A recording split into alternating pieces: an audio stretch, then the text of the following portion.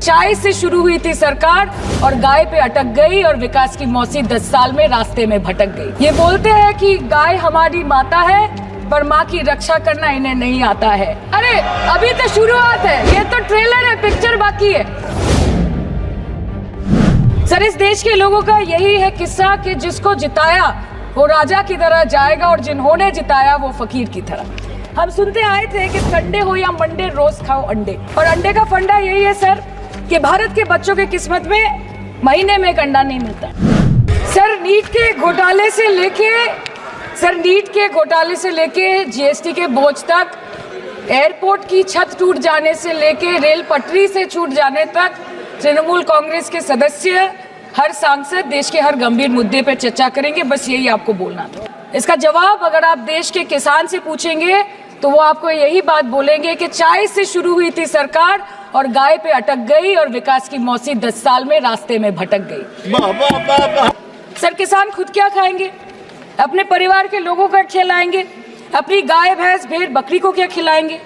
Sir, ऐसे ही वारदात होते हैं जहां गरीबी से जूझता हुआ एक किसान उसको अपनी गाय भेड़ बकरी को बेचने में मजबूर करते हैं और अंत में जाके वो अपनी खुद की जान ले लेते हैं। सर, पिछले 10 सालों में 1,12,000 किसानों ने इस देश में आत्महत्या की। एनसीआरबी की एक रिपोर्ट के अनुसार 10 साल में हर दिन इस देश में एवरेज में 30 किसान हर दिन अपनी जान ले लेते हैं। सर, इस देश के लोगों का यही है किस्सा कि जिसको जिताया वो राजा की तरह जाएगा और जिन्होंने जिताया वो फकीर की तरह। सर, ये बहुत गौरक्षा की भी बातें करते हैं। देश के लोगों को ये पता होना चाहिए that there is a fodder crisis in India and the union minister has himself stated in a written reply in Rajya Sabha that yes, the country is deficit in fodder. So it means that cows are dying without food in government owned goshalas, especially the BJP ruled state. तो sir, पहले खाना ही नहीं मिला, fodder crisis, फिर मिल भी जाए तो इतना महंगा कि किसान खरीद ही नहीं पा रहा है, फॉडर इन्फ्लेशन, और सर खाना मिल भी जाए तो पशुओं की बीमारी। उससे मुकाबला करने के लिए इस सरकार ने क्या किया?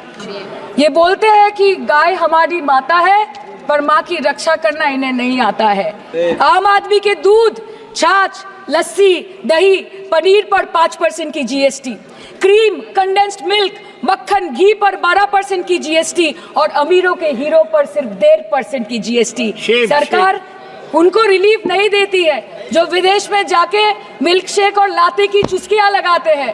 ये सरकार उनको रिलीफ नहीं देती जो आम आदमी 2 पैकेट दूध खरीदने से पहले 10 बार सोचता है। सर, बचपन से हम सुनते आए थे कि संडे हो या मंडे रोज खाओ अंडे। India rank 2nd in egg production in the world, और अंडे का फंडा यही है सर कि भारत के बच्चों के किस्मत में महीने में एक अंडा नहीं मिलता। मिड डे मील के चलते हफ्ते में अगर एक आध अंडा मिल भी रहा था तो कहीं धर्म के नाम पे तो कहीं महंगाई के चलते उसे बंद करने की मांग उठ रही है। सर, अंत पे आते हैं मच्छी पे। आप लोगों को ज्यादा पसंद नहीं, पर हम क्या करें, हम तो माछे भाते बंगाली है, हमको तो बोलना ही पड़ेगा।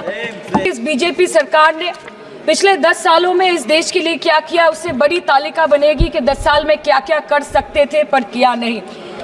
2014 में जो किसान मोदी है तो मुमकिन है सोच के और अच्छे दिन के ख्वाब देख के बीजेपी को वोट दे रहा था, आज 10 साल बाद वो बोलता है कि मोदी है तो नामुमकिन है। शायद अभी वो किसान है भी नहीं। तो इसीलिए मैं बोलना चाहती हूँ कि समय बड़ा महत्वपूर्ण होता है अध्यक्ष महोदय, और बड़ा बलवान।